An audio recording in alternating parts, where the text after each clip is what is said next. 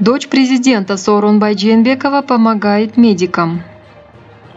Просил ли город Ташкумыр помощи у певицы Анжелики?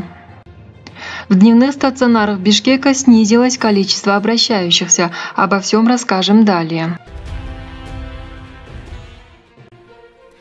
Дочь президента раздает помощь медикам.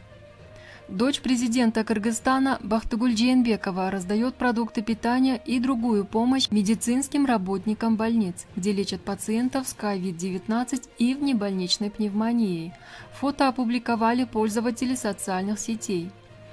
Какие медицинские учреждения и когда посетила их Бактыгуль Жээнбекова, не сообщается.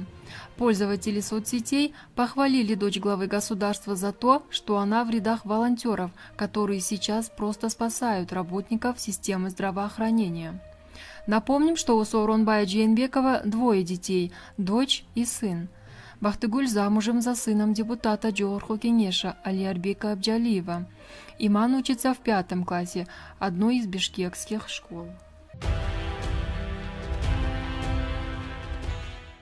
Аймақтық аурухананың дарықана 420-сы.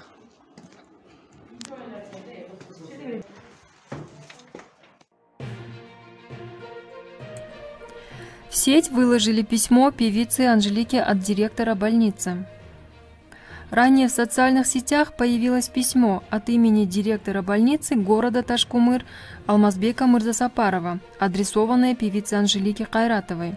В письме написано, что в связи с увеличением количества заболевших в городе требуются дополнительные лекарственные препараты и средства индивидуальной защиты. Руководитель Центра семейной медицины Джалабадской области, координатор здравоохранения в регионе Замира Урунбаева сообщила, что запасов в больнице достаточно. Певица Анжелика Кайратова сама связалась и сказала, что везет лекарства, попросила написать письмо. В связи с этим и было написано письмо. Стоит отметить, что запасы лекарственных препаратов имеются в достаточном количестве, сказала Урунбаева.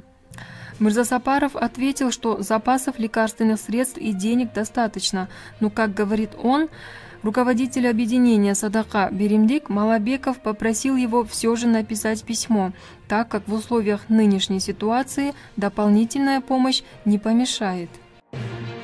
Количество обращений в дневные стационары Бишкека продолжает снижаться. Об этом сообщили в пресс-службе мэрии. По ее данным, за прошедшие сутки здесь приняли 2638 горожан.